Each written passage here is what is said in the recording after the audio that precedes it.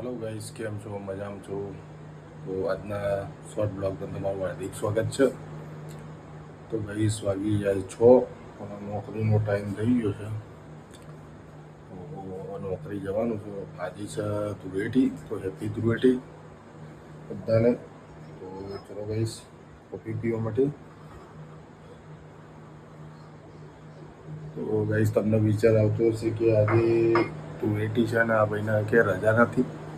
તો ગાઈસ અમુક જવાબદારીઓ એવી હોય છે ને, તો રજા હોવા છતાંય પણ આપણે ઓવર ટાઈમ કરવો પડે છે. કારણ શું કે આપણા બાળકો, આપણો પરિવાર સુખ શાંતિથી જીવી શકે અને ના આપણે સપના આપણે પૂરા કરી શકીએ. કારણ કે આપણા જે સપના છે ને એ આપણા પરિવારના હિસાબે આપણે અમુક એ કરવા પડે છે. બરાબર, કારણ કે આપણો પરિવાર આપણા માટે મેન સપનું છે. બરાબર, એમના સપના પૂરા કરવા આપણા માટે બહુ મહત્ત્વના છે. એટલે દરેક વ્યક્તિ આ કરતા જ હોય છે. બરાબર, અને એમાં કરવું જ જોઈએ, મારું તો માનવું છે. પછી હમણાં એક વ્યક્તિએ મને સવાલ કર્યો કે તું આટલા વાગે 5-6 વાગે કેવી રીતે તું ઉઠી જાય, કે તું આટલી બધી મહેનત કરે છે કે 5-6 વાગે ઉઠી જાય છે.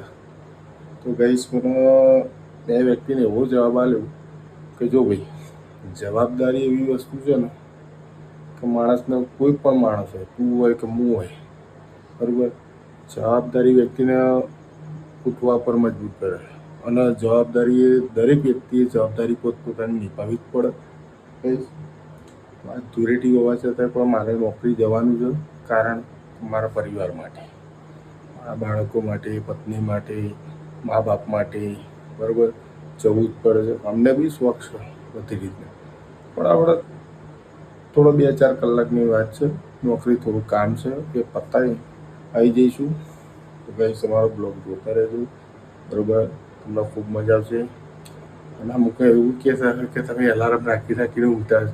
તો એલાર્મ તો નથી, પણ આજે જવાબદારી કે એવો એલાર્મ છે કે તમારી ચિંતા જ તમે કરો અને ટાઈમે ઉઠી જ જાઓ. બરાબર ગાઈસ, એટલે નોકરી દરેકે કરવી જરૂરી છે. કારણ કે શું, તો આપણા બાળકો આપણાથી અપેક્ષા રાખતા હોય કે પપ્પા આ લાવશે, આ લાવશે, આ લાવશે. તો નોકરી કરીશું તો જ એમના સપના પૂરા આપણે કરીશું.